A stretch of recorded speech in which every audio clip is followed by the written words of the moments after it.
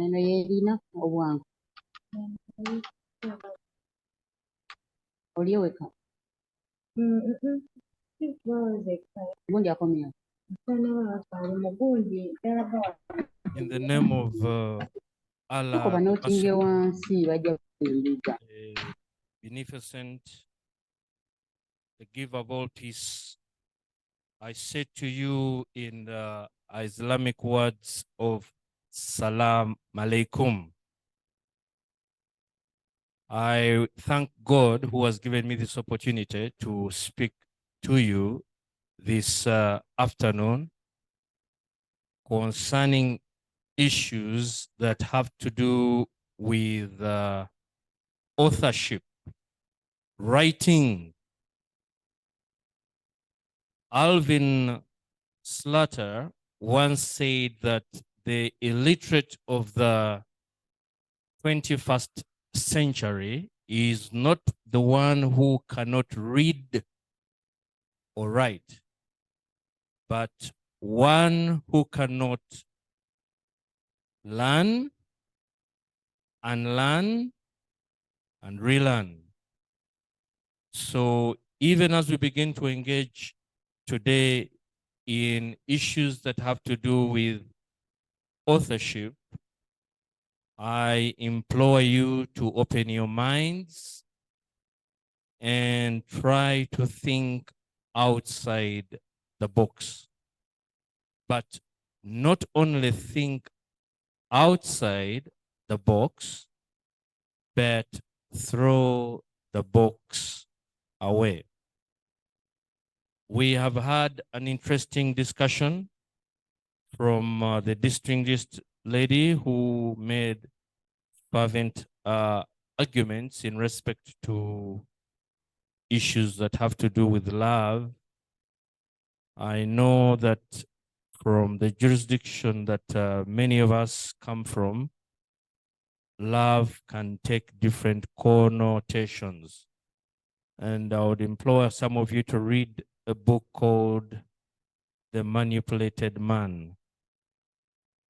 When you read the book called The Manipulated Man by Esther Villa, this book caused a lot of outrage and hostile criticism from women. And it explains many times how men are turned into slaves. They have pretended to be the oppressed sex. That is what Esther Villa says, while in the real sense, it's the men that are actually oppressed. So she explains that a woman manipulates a man skillfully, especially during the times of courtships, and finally, hence the saying that a man chases a woman until she catches him. Have you understood? A man chases a woman until the woman catches the man. So you will excuse me because I come from jurisprudence that thinks outside the box. So you're going to be in trouble that I'll be testing some of the things that have been spoken by different authors. Chikwenzi writes a book called The Predatory Woman and makes the allusion that the idea of dating is like an idea of coaching. It's like a horse. It's during this time that the woman, having kept the man, takes hold of a man's stomach by getting addicted to feeding him and takes hold of the man when it comes to conjugal relationships, hence using him rather than him using her. And when you read the book called The Myth of Male Power, a man's right over the other woman, the idea of polygamous sex, which reminds me of what the distinguished young man asked in respect to homosexuality sexuality. An argument that we cannot simply negate and throw into dustbins because it affects the very nature of our being. We are on record together with a few individuals from this jurisdiction, individuals, brilliant young men, one by the name of Trevor Sentongo and the other by Fred Wajega. Is that right? Where we went and made fervent discussions on behalf of a community that we call Suigeneris. And we made propositions in terms of arguments that had to do with issues to do with LGBT. And the argument there was, what premise do we approach this idea of LGBT? So when I heard the distinguished lady who just spoke, I was ached with excitement because I thought it was an opportunity for us to explain a little bit of what is wrong with the bill that has passed. We must understand, for starters, that the Constitution, Article 31, lays a foundation in as far as family is concerned. And they say, for that reason, family is a marriage between a man and a wife, not so. And that is propounded by your case, the popular case of what? Hyde versus what? Hyde. Now, that coupled with section 145, which has now been repealed of the PCA, created or made the acts against the order of nature to become criminally liable, not so. So the question today is that if we see ourselves with this new bill, how does this bill take cognizance? How does this bill affect you and I? When you are approaching the ideology of LGBT, which we should not be ashamed to talk about because it is part and parcel of our lives, I have a child in one of the schools where that issue came up in the media. And I'd say to myself, the only way I can hide away from it is by not talking about it. So when I talk about something, you bring exposure to it. So people get knowledge about it. They understand. So this, I would not propound the idea of hiding my head in the dust. No, I'll speak about it and I have debates about it and then I argue about it and then I'll make you understand. So when we were invited to Parliament with students from this campus, our argument was propounded on 4 ideologies. Ideology number 1, nurture versus nature. I'm not sure. I hope I won't lose you because now I'm beginning to pick up the pace. Am I losing you? Or you are losing me?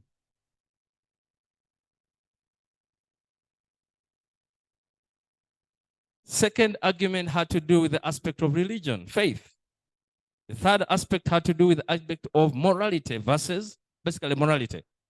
And when you look at the Wolfden committee, the young man is here. If take advantage of him, take advantage of Fred. Fred can give you a lecture. He spoke on behalf of students from IU, and even the main opposition candidate, actually the Fox-Odoy, Honorable Fox-Odoy, stood and said, those are brilliant students in Parliament. And these are people who study with you. You rub shoulders with them. So I know the gravity. And by the way, many of the recommendations that have been co-opted in the bill as it stands today were brought about by those very students. So I think they deserve a thank you and an applause from the audience, not so?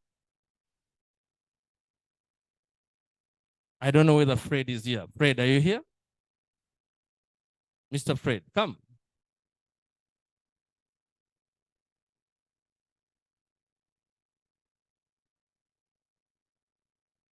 Yeah, this is the young man, Fred.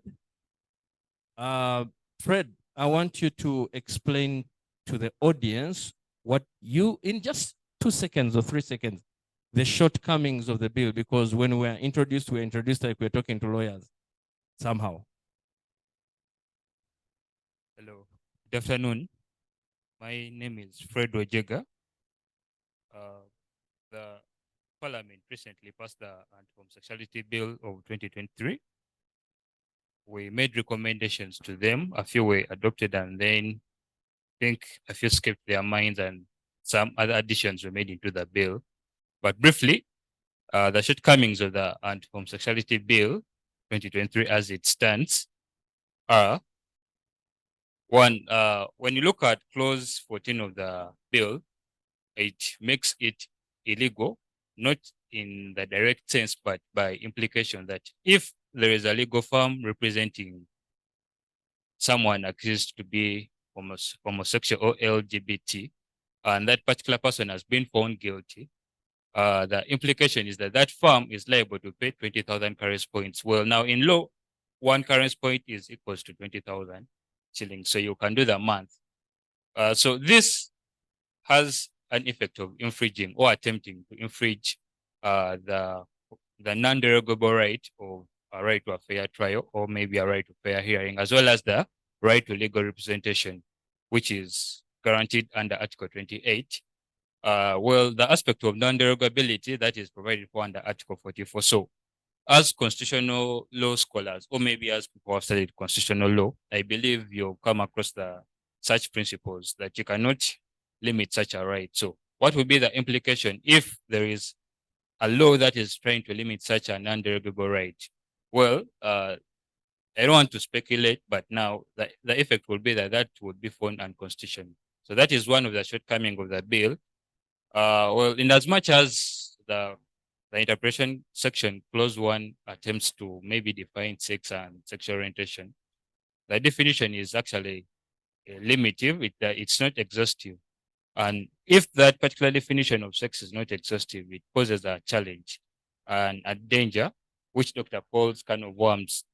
Well, when you look at the neighboring jurisprudence in the Kenyan case, or the Kenyan counterparts, the Supreme Court recently pronounced itself on the same in the case of Eric Gitari versus National NGO Board, where it maintained, or I don't want to use the words, but it actually recognized gay rights based on the interpretation of the word sex, because, well, the Kenyan position as well as the Ugandan position are against homosexuality under their penal code, which is actually in prematerial with our penal code. But the challenge court was faced with is that the legislation there in Kenya didn't have a clear definition of what sex is or what sex was. So with that challenge, they had no way out, but they actually succumbed to the international convention's interpretation of what sex was.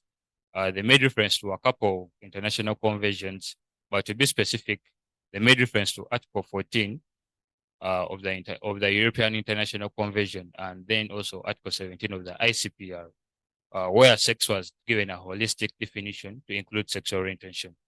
Well, when you drop back to the Anti-Homosexuality Bill, sexual interpretation under clause 1 is interpreted to mean how someone identifies sexually, or someone's sexual identity. It can be that this person is attracted to people with different sex or same sex. That would mean heterosexual and homosexual. So with the interpretation given by the majority justices in the Supreme Court case of Eric Gitari in Kenya, it was found that each time the Constitution would talk about sex, then it would include sexual orientation. So if a Constitution prohibits discrimination on the grounds of sex, then it would mean that it also prohibited discrimination on the grounds of sexual orientation. So it was upon that background that it was illegal in Kenya, as interpreted by the Kenyan court, that it was illegal to discriminate someone because of their sexual identity or sexual orientation, which would be heterosexual or homosexual. But now, seemingly, or what I would actually like to upload the Ugandan judiciary in the case of Jacqueline Navagerisa versus Anthony Jeno, where that position was actually different, with effect that court recognized the gay rights. Well, they have their freedom of association, but now I had professor talking about the Wolf Eden Committee, which proposed two arguments of private morality and then public morality. Well, in that Ugandan case of Jacqueline Nabageresa, his lordship, Justice Stephen Musota, actually adopted what we call the public morality test or the public morality doctrine in dealing with such matters. In that, when you are maybe deliberating on such human rights, what you should actually consider is public morality, with the effect that if it is for the public good to impose limitation on a particular right, then let it be so. So that is what actually court did, in that in as much as these people had their right to register their organization under the freedom of association, the activities that they were going to carry on were actually against the public morality. So it was upon that same that court rejected the interpretations from the international conventions, basically basing on the African Charter of Human Rights, which whereby under Article 9, Clause 2, it makes provision that in interpreting or in disseminating these international convention rights or any other rights that are granted by the state, courts should have due regard to what the domestic law is. So maybe the question would be, what is the domestic law in Uganda about that particular notorious topic? Well, the law is, as it stands, under Section 145 and then Article 31, Clause 2, is that homosexuality is illegal. Though, well, the anti-homosexuality bill attempts to repeal Section 145 of the Penal Code, but since it is not yet law, that particular section stands. So the position in Uganda, as interpreted in that case, there is that homosexuality is actually illegal. The other limitation of the bill, or the shortcoming of the recently passed bill, is to do with issues of still clause 14 on promotion, where it is illegal or a media personality is found liable for promoting homosexuality. The bill on that particular definition of promotion is actually vague, in that it does not give an extensive or an exhaustive meaning of what promotion is, in that it can be misconceived, misinterpreted, and misconstrued. And if that is the case, then that would pose a danger. Well, maybe by analogy, what would happen if a media personality, let's say Simon Kagwanjal of NBS, has invited an activist of that community of LGBT, and then maybe they're trying to delve into debate, and God forbid, the person who is active, who is pushing for LGBT, maybe wins that particular argument or debate. Would that amount to maybe promoting? Well, when you look at the bill as it is, that would actually amount to promoting. So that would cause a danger. It would actually limit the freedom of media or press in reporting such events. Then the other shortcoming of the bill is that it makes recommendations, or rather it makes provision for rehabilitation. It makes it illegal to engage in homosexuality, which is actually good. But now, what is the, or rather it in making it illegal to engage in homosexuality, and if you're found guilty, it puts punishments, 10 years, 20 years imprisonment, life imprisonment, even to the maximum of life imprisonment, or maybe death. Well, okay. We let's give him a thank you, guys. So the reason why he was so fluent on what he was saying is because they were doing some research for me under the Suigeneris. So we wrote a book called Strength Mythology, where we demystify components that have to do with homosexuality. So that's the reason why we were able to make a fervent discussion even when we were before Parliament. So I'm proud to associate myself with some incredible young people. But perhaps the better question when I was given this mandate to come was, how do I speak to people of your age in terms of what is important in life? And I want you to consider this as some kind of blueprint. Many of you, I'm aware, come from different jurisdictions in terms of courses. Some of you are probably from SWASWA, others from what? Law and the likes. So I understand the fact that I'm talking to different people from different mandates. But what cuts across all of you is that the same problem that a SWASWA student will, find will be exactly or more like the same problem that a law student will find. So then becomes a challenge. So I want to talk about the dilemma and the challenge facing a university student today. Many of you probably have not come across this book. Maybe you have. And I thought you would have invited the good doctor, Dr. Daniel Roheza from Makerere University Faculty of Law, to bring and speak to you about what we don't teach at university. And that's extremely important because it's one thing for us to tell you about cramming. It's another for us to prepare you for the future. Ralph Waldo Emerson, and I keep saying this on and on, said in 1871, if a man can build a better house or make a better mousetrap than his neighbor, even if they build their house in the woods, the world will make a beaten path to his door. Dr. King used to say that he that starts behind in a race must forever remain behind or run faster than the man in front. So that is the dilemma. The dilemma you have today is to see that you cope, opt, adapt, and be able to move with society as it is today. I remember when I finished university, one of the things I thought, I said, I think I have it all. But when the real life testings came, I only to realize that I actually had nothing at all. There is a difference between getting your degree on your head and then surviving with it in the field. So some of the nuggets that I would like to propose to you is that how do you prepare yourself to survive in this changing world? Whether you're a doctor or a lawyer or a teacher, you have to learn to think outside the box. And one of the things that I've decided as an individual is to become a rebel of sorts. Now, do not misunderstand that word loosely. Rebel, in a sense that you tend to do things that are ordinarily not within the structured format of doing things. Bernard Shaw, I think is best remembered for saying, most men see things as they are and ask why. I dream of things that are not and ask why not.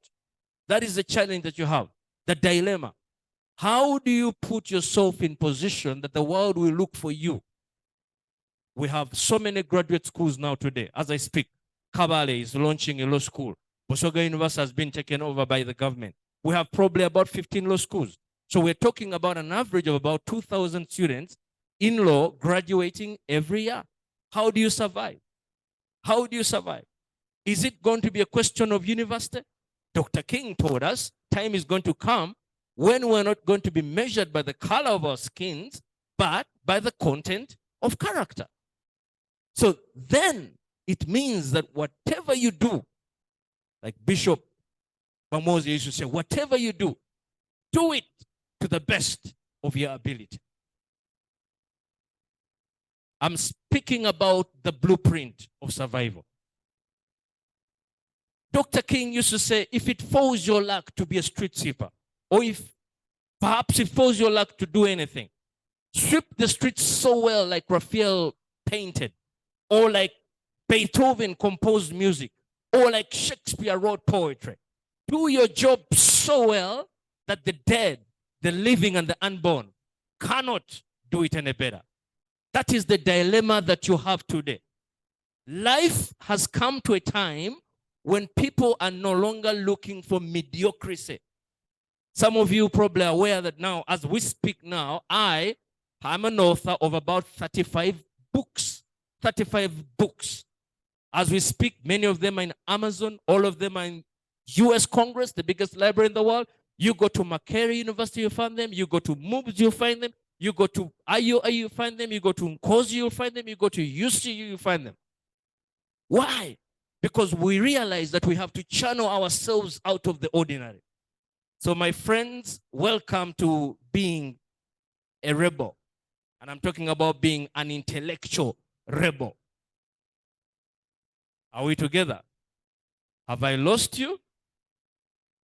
Or have you lost me? Have I lost you? I may understand that some of these things may not come easy, you know, but please get used to some of these things. This is what we talk about scholarism, and there's a difference between scholarism and intellectualism. Because when you argue in terms of intellectualism, then you're arguing from a thesis to an antithesis to a synthesis, what they call the law of the negation of the negation. Have I lost you? Or have you lost me? If there is a takeaway, ladies and gentlemen, let it be that you fashion your life and tread in such a way that you are the best individual in doing that particular trade. If there is a takeaway this afternoon, let it be that whatever task that lays in your hands, do it to the best of your ability. You are the only person who can change your destiny. You are the only person who can limit your excellency. If you take that decision in you and say, from today, I choose to be a better person. I will not listen to negative energies. People ask me, how come you've written all those so many books? Because there was a time in my life when I was about to go through a depression. So I decided to channel negative energy into positive energy so that I make use of the negative forces. Some of you have gone through depression. Some of you are coming from broken homes. Some of you have been, abused in different ways. So you ask yourself, how do I make a positive contribution to my society? Because like the distinct lady who was here said, you are not going to remember because, your name. You'll be remembered sometimes because of what you left. What are your footprints? How are you able to associate? Pascal says that, you see, desires must be perpetually absent. Because in life, it's not the it that we want, but it's the fantasy of the it. That's why they say the hunt is sweeter than the kill. So be careful with what you desire. In life, have these small moments of rationality, integrity, self-sacrifice. Those are the things that are going to speak to you. Those are the things that are going to speak to your neighbor. How do I make? I think it was JFK who said, ask not what you can do for what you can do, what a country has done for you. Ask what you can do for your country. So you have a debt. You have a debt to your society. You have a debt to your institution. You have a debt to your family. You have a debt to your parents. How is your family going to remember you today? Is it because you decide to dress like whatever? Or perhaps you're known for being the best, Last time there's an individual who died and they were celebrating him for being the most celebrated individual around the country because he attended every party after party. And that ceases, that goes. But desire. And listen, you don't have to be, Dr. King said, you don't have to be a pine on top of a hill. Be a shrub in the valley, but be the best side of the shrub, on the side of the rill. It's not by size that you win or you lose. Be the best at whatever you do. Do you feel me? Are we together? Oh, goodness me. Have I lost you? That is called welcome to Suigeneris. And sometimes when I'm speaking these things, I keep telling people that, you see, some of these things are not meant for the heart, for those people who have frail hearts. Because when I begin to demystify these concepts, then you begin to realize, I think I make a distinction between general happiness and people who are focused for survival. And I have no apology for that. I meant what I said, and I said what I meant. Purpose, value, desire, conviction. I think there's a gentleman who said, the world has made being black a vial. I intend to make it a virtue. The determination to excel, to cause yourself to excel is in you. Some of you remember what they call the Willie Lynch. Have you heard of the Willie Lynch letters? Yeah? Willie Lynch, the word lynch is a word that was incorporated in a dictionary out of an individual. So when your brothers and sisters were taken as slaves to the Caribbeans and America, remember that? After they were taken, by the way, the first ship that took those guys to Caribbean and the likes was called Jesus. Did you know that? Recently, I was telling people about King James version. King James was a homosexual. And they're like, what? Because you don't want to read. You don't want to discover things. So Willie Lynch was a guy who was so brutal, you know. So they asked him one time, how do you get hold of these black niggers, like they used to call us, black niggers, so that you make them understand and do the things that we want them to do? So he said, get a black nigger, like they used to call us, make him stand in the crowd. Bring all the other black niggers and the children, the kids, and everybody. Let them be part of the witness. Tie one leg on this horse facing opposite direction. Tie another leg facing the opposite direction. Tie his hand, right hand, on another horse facing that direction. Do it for the other right hand. Beat the horses so bad that they tear this man in front of the niggers. Set fire amongst his private parts. Skin it, tie and skin off his skin. Do it in front of the black niggers so that they shall be useful. And he said, listen, he said, put the fear of God in them so that they can be useful for future generation. Take the mind, keep the body. My friends, I'm here to appeal to you to bring back your righteous mind. Everything you do is a product. Your consequences, your behavior, your actions are simply a manifestation of the choices that you take. That's why you can determine today to say, I'm not going to be the other lazy crack anymore. I'm not going to be the other guy who fails. I choose to change my destiny. That is what I'm talking about, the dilemma and the challenge facing fresh graduates or university students today. You have learned to adapt.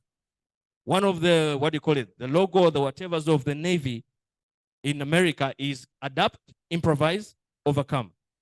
If you don't learn to adapt, to co-opt in society, to acclimatize with society, the world will leave you.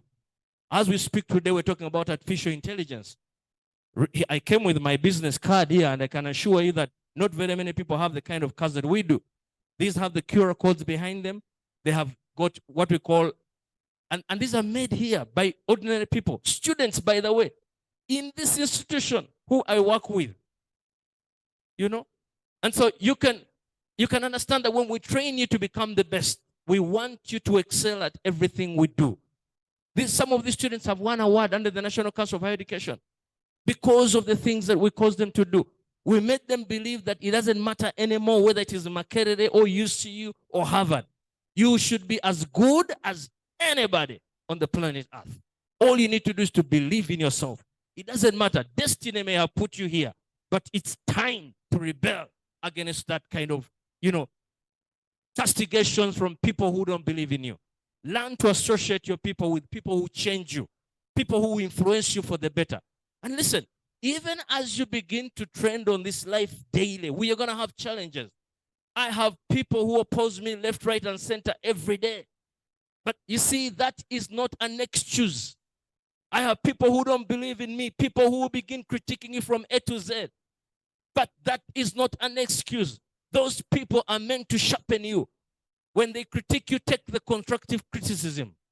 Listen to what they say. Learn from what they say. Then become a better individual. Some of you know that we wrote one of the biggest books right now in the country, if not in the world. Objection, my Lord. 2 days ago, I was actually giving it to LDC. The the people of LDC, a whole big individual said, let's have a look at it. We see if we can co-opt it so that it can be incorporated in LDC. These are the things I'm talking about. Some of you are probably aware that the last year I won the Africa Researcher of the World. Africa Best Researcher Legal Tech. Why? Because of working, believing, not giving up, working day and night so that your dream will come to pass.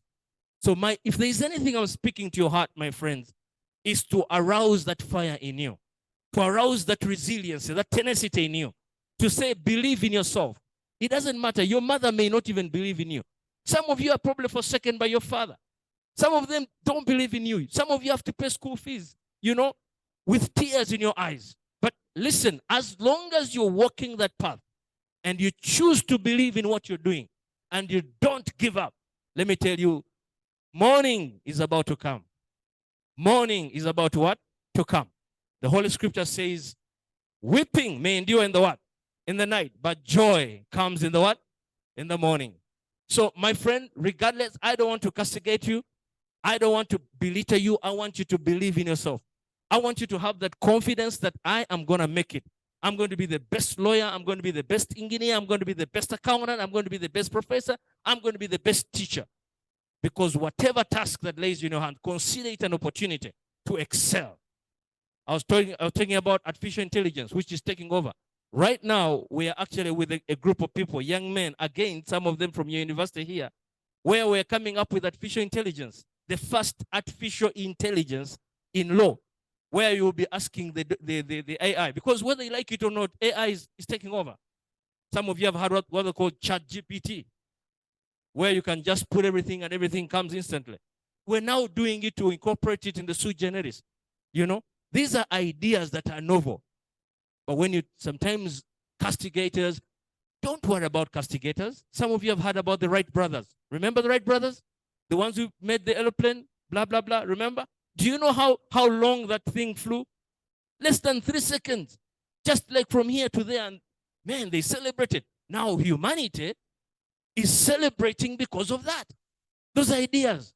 So some of you have dreams inside, and the moment you type them, people begin pulling you down, and you're like, oh my goodness, let me give up. Please don't give up. Don't give up. Believe in yourself. Have that faith, regardless. And it's immaterial whether you're a woman or man. It's immaterial whether you're black or white. It is immaterial whether you're tall or short. It is immaterial whether you're rich or poor. The power to redeem yourself is in you. That is what I wanted to emphasize, because I asked myself, what do I tell them? From an angle of authorship, even as we begin to navigate through those books, people don't understand how many, sleepless nights. Those of you who work with me know that we are on books 24/7. And we spend a lot of money. The speaker who was here told you very right that, you see, there's little you're going to get out of books instantly if you think you want to make money. We've given out these books on all repositories of all the entire world, free of charge, because we want to change the jurisprudence. We think even the education system has to be changed. Some of you are doing law in here, but I think it's high time that you change even the syllabus of law. Law is the only profession that doesn't do psychology. Can you believe it? And that they are braggadocious about being psychologists in court, where they do things like cross-examination. We don't talk about forensic law, cyber law, the law of legal personality, the law of witchcraft, strength methodology, all the things that are written about are ground-breaking areas. It's high time that you think outside the box and throw the box away. God bless you, and thank you for your attention.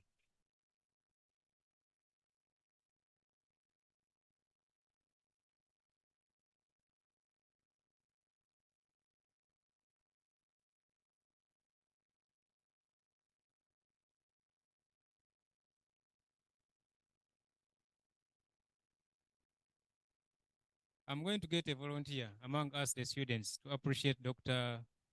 Lubogo. And a volunteer, and should be a class coordinator. I'm seeing class coordinators around. Oh, you come, just 1 minute.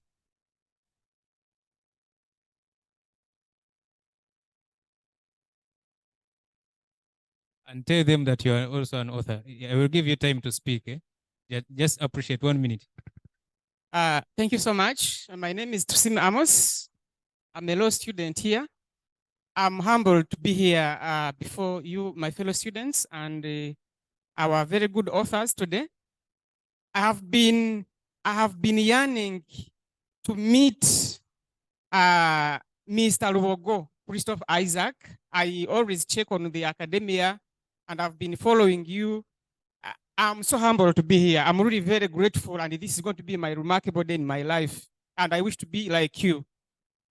You've talked about many things, writing books, being positive, being strong, no matter what situations or the life you are going through. And that is what is keeping me moving on. And God willing, I will also have to make it in the future. So I thank you so much for coming. I thank you so much for adding us a hope and showing us the way to go. I think we shall make it, Mr. Prime Minister. I'm very grateful for that. Thank you so much. Okay, thank you. I also see it to be I see it to be wise and so paramount if we get the team leader from MOBS, that's the guild speaker, to appreciate 1 minute to appreciate Dr. Lubogo Isaac. Thank you very much, Doctor. He has said he says what he means and he means what he says. So shall we. We are so much privileged, protocol observed once again. I think we are the only university from other universities invited to be here. We are destined to be here. Ronald Mwanguzi is my name. I hail from the mighty hill of Nakawa, Makerere University Business School, the benchmark of research in the region, especially in regards to business. Ladies and gentlemen, I didn't come alone. I came with a team. We call ourselves the trendsetters, the Jarasis from the mighty hill. I'm overwhelmed, Doctor. I was actually asking the Prime Minister whether he really does motivational speech. Honorable members, you can all concur with me that you're not the same. Even if they didn't give us refreshments, I was already satisfied. The gentleman is not only rich with knowledge, but also wealthy with reality. Dr. Isaac, we're really so much appreciative for your services. How we wish, whether the university has organized or not, how about when we host him for like 30 minutes to inspire our youth back in Makerere University Business School? I think it will work for us. We shall organize a session where we shall not discuss constitutionalism, rather to deal with that life after campus, that leadership, that search and quest for knowledge. I'll work with the Prime Minister to see how basically we can tap into such knowledge. We are blessed, we are challenged. People are doing real things here. Today you find some graduates and they cannot do anything. We have IT students in MOBS, but they have never done anything and they are getting first-class degrees. I believe we need to have a partnership, Prime Minister, and we share such knowledge. Because when you also come to MOBS, you'll appreciate a few things, but I have to be honest, we need to learn a lot from IUIU. Really, the image of IUIU is not what I had prior. I've gone back and changed mine, and we shall tell those people that we're here. And we pray we work together extraordinarily and beyond. Enabling the future, we say, for God and my country. Thank you very much, Right Honorable Speaker. MOBS. I was in the Master of Ceremonies. The Master of Ceremonies has kept house, and he didn't have the co-MC. Ladies and gentlemen, at this juncture, allow me, without wasting much of your time, we're going to get another facilitator who is already in the house. Okay. Questions? Oh, I'm sorry. Doctor, the congregation wishes to ask questions. We're going to get, for gender balance, we are going to get 2 gents and to a female. Please be precise. Be straight to the question. Eh? A question, not questions. Okay.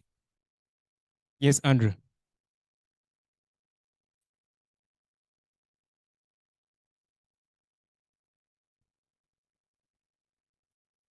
Thank you very much, Doctor. We really appreciate your message. Then my question goes to, as a matter of fact, we as human beings, we try our best to input, but at the end of the day, we realize that there are those who try their best to pull us back. You've just said that 2 days ago you're at LDC to take one of your copies there, but it was questioned that let's first scrutinize it. Then again, I followed the team you took to Parliament in reference to the homosexuality bill. It was very clear from the list of those who were present for their submissions, they were not recognized.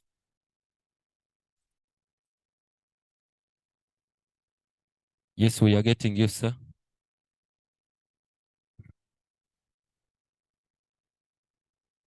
So, Doctor, I was like, I saw you together with two other brothers of mine of this university at Parliament, but in the list of those who gave their views, that parliamentary list, unfortunately, I didn't see the names of some people, and yet clearly on camera and on TV, I heard them presenting their views. How do we handle such situations in our way to success?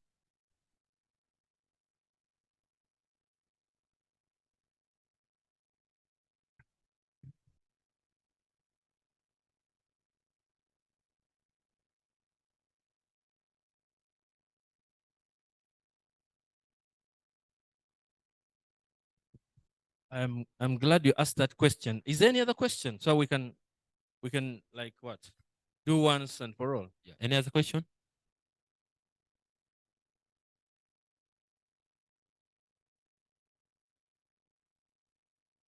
Protocol observed. Good morning, everyone. Mukisa James Jonathan happens to be my name, a student of Bachelor's of Science in Accounting from Nakawa, MUB's main campus. So I have two issues here at hand. Number one is the homosexuality bit of it all. It is a human right, yes. Against African customs, yes. But as we look at it, we should look at it as in an aspect that I'm not supporting them, but I think we are pushing them too much. I'm not supporting them, but I think we are giving them a platform they should not have. There is a lot going on, better to be discussed on such a high level of attention than the homosexuality. This is something that has happened way back. As a divinity scholar, we read a fiction that the Uganda martyrs were killed because they denied Kabaka Mwanga homosexuality. It's a fiction, it's not a fact. I insist. So I think there are more matters to discuss at hand. The 30,000 iron sheets missing. No, it's yes, I am part of the young NRM chapters. I am part of them, but some things are wrong. Where are the 30,000 iron sheets? Yes, homosexuality is there, but what is more important? We are business students. You can understand the high levels of inflation going on. Personally, I believe there are effects of democracy. Kenya is facing one, consequences of democracy. But I think dictatorship should only be dictatorship when there is too much of it. Uganda is heading there. I don't want to head there. We are not. Then you mentioned something like about the life after campus. I believe it is us who cause everything to ourselves. I thank the person who invited that, the Prime Minister, IU. I thank him so much for calling us. Unfortunately, we did not turn up as much as we had to turn up, but it's fine.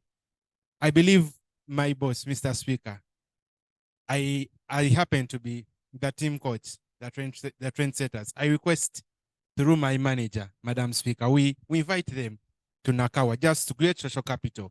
In that he is in a field, I am in another field. If we move out, I know him, he knows me. I cannot fail to help him.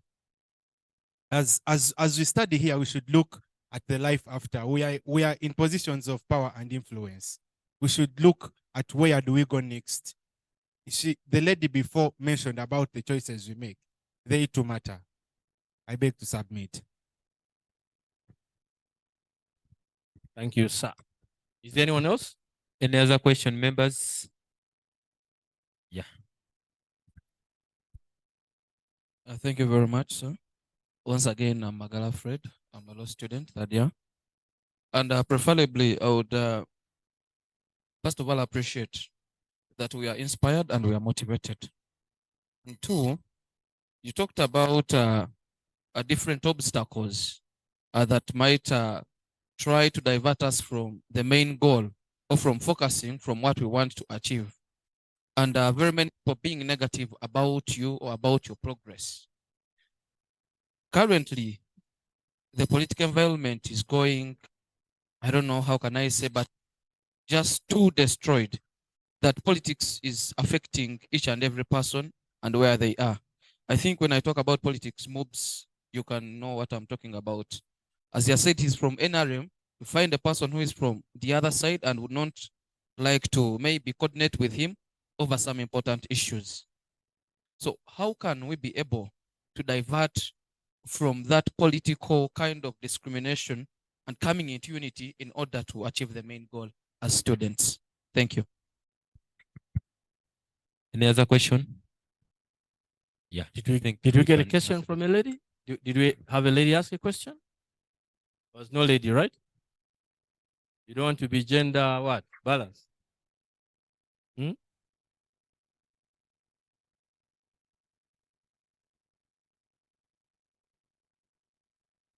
Okay. The gentleman asked something in respect to the appearance of the team that went to Parliament to make a representation, where we went with 2 students from this university,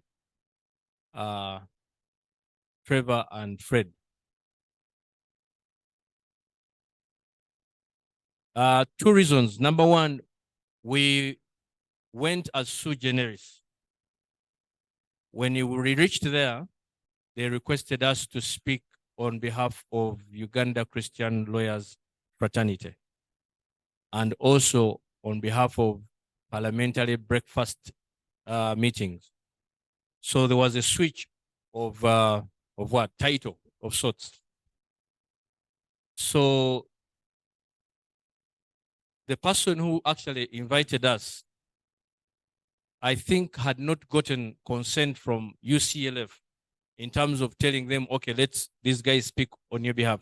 But it was very clear that they did not have, I think, a formidable show-up team. So they were relying on knowledge. So when we contacted them, because of the book that we have just written on homosexuality, what we call the strength mythology, they felt were more comfortable with the decisions, or perhaps the law, as it were. So that's the reason why the name could not specifically be listed amongst those that you probably saw. Because then where would you fall? Would you fall under Suigeneris? Would you fall under UCLF? Or would you fall under, prayer breakfast, blah, blah, blah.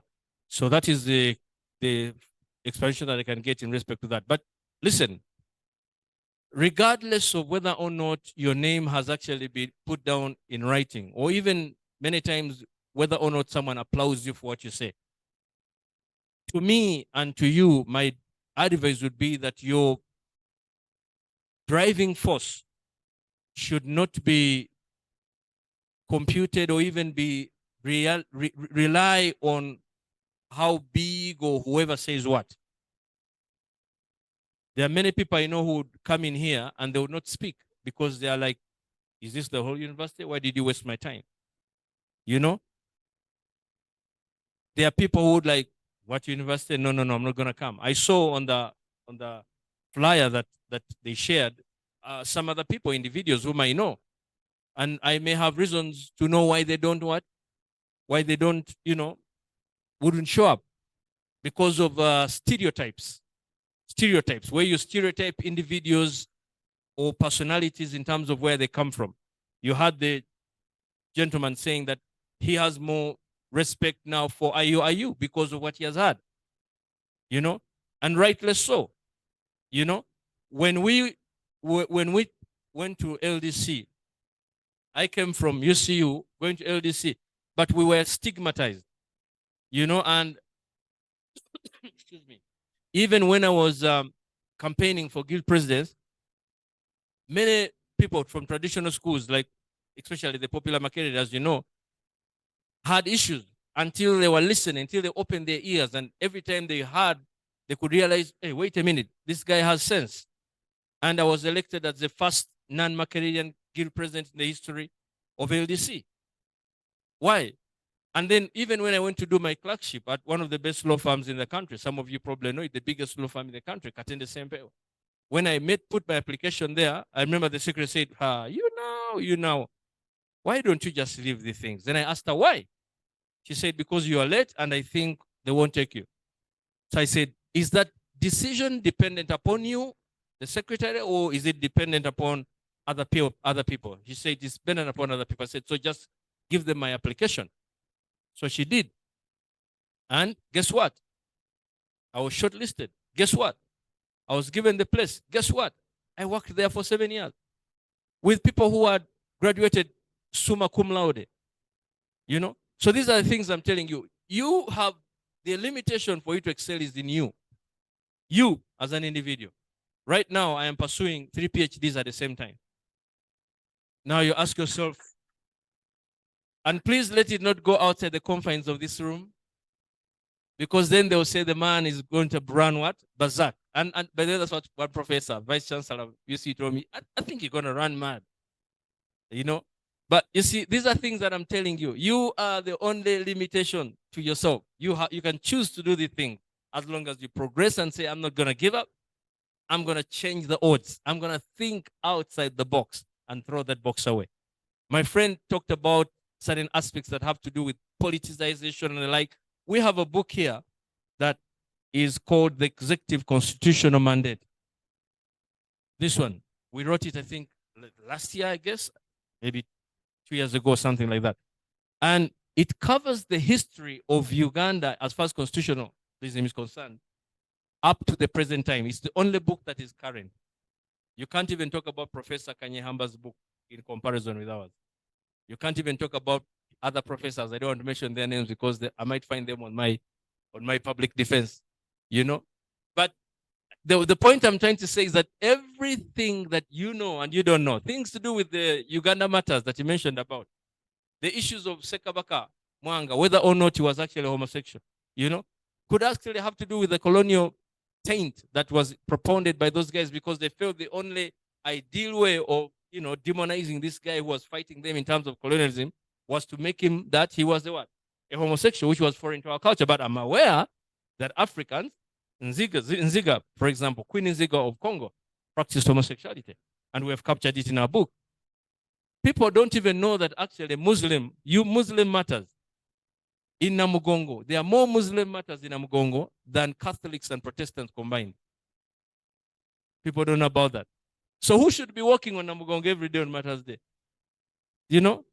And the only person who recognized that was His Excellency Idi Amin, who built a mosque. You go there, you find a mosque there opposite Namugongo Shrine, in memory of those people who were banned by Kabaka Mutesa, the first.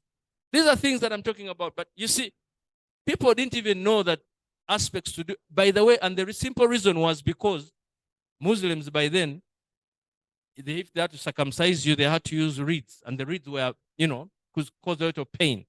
Okay, so Sebakawaka said, you know what, Kabaka wa Buganda, Taiwataka kuchi, Taiwamusai kutakali ya Buganda, as an escape route. So these guys who are circumcised used to minimize him and say, you're not a true what? Muslim.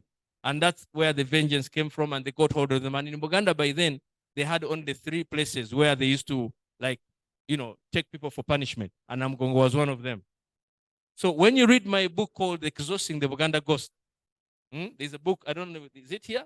Fred, is it here? Exhausting the Buganda Ghost. Hoodwinked, dumped, used, and redumped. A quest for independence. When we make arguments in terms of 1900 agreement, you know, those are things that we've written about, and they are not in any book, by the way. Things to do with the Kabaka, this ideology of saying that all women belong to what? To the Kabaka. Not so. Eh? That argument where Kabaka was actually sued in court for taking another person's wife, and he lost the case. And people are like, what? Where do you get this information from? We have documented everything here. We have proof. When exhausting the inexhaustible ghost, the Buganda ghost came out, some people, especially the Buganda supporters, thought we were having an attack on them. No, we are not. Actually, we are making a case for them, asking them whether or not whether the 1900 agreement was voidable or void ab initio. Okay? Did it entail all the components of a contract? Were there vitiating factors? Was there a mistake? If you're doing this agreement with a minor, can you argue, was it a contract of what? Necessaries? Not so. So all these things come into question. So we are propounding ideologies for you to think outside the box. Every book you see here is new and groundbreaking. This is the only perhaps law book you have in terms of oil and gas in Uganda. Again, written by us. Now, this is just one volume of objection, my lord. Some of you have seen objection, my lord. Objection, my lord is about 5 times now of this. You know? And we have written books in terms of breaking ground. Look at this one, demystifying the order from above. You know this idea of saying the order from above, the order from above. Your answer is here, sir. Some of you don't even know what they call the Posse Comitatus Act. Yes, the Posse Comitatus Act, or the Miranda Rules, for example. This ideology of red balloted officers moving and, participating in civilian activities. Are they authorized by law? Can you sue a president? Can you impeach a president? What are those arguments that can impeach a president? How about these ideologies of order from above? Read this book. When I wrote this book and this one, execution mandate, some people came to me and said, you man, they have not arrested you by now? And I told them, you see, I am a free thinker.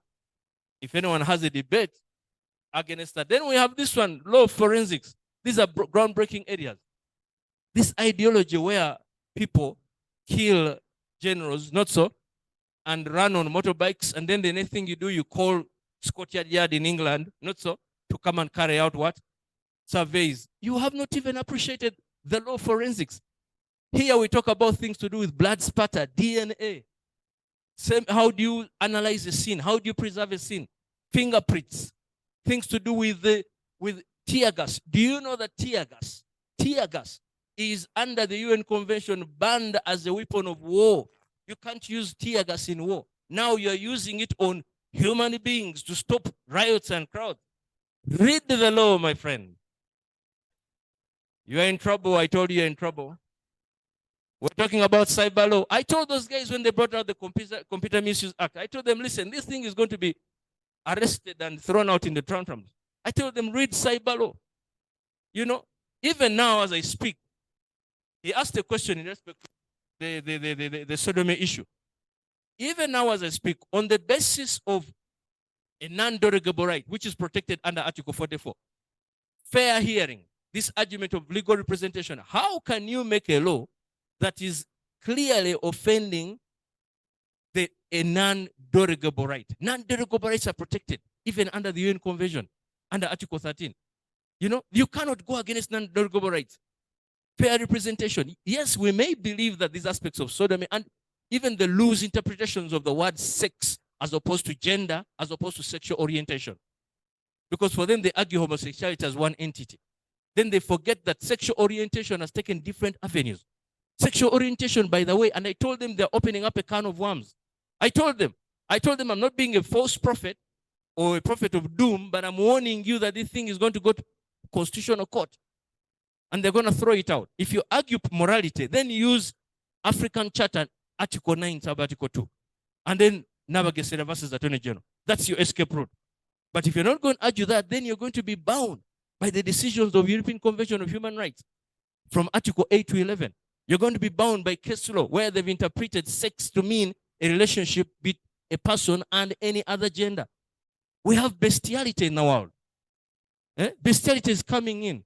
You're opening up a can of worms. Objectophilia. We're talking about institutions today. There is a woman who married the elf tower of France. And she wedded, and her first name is Elf.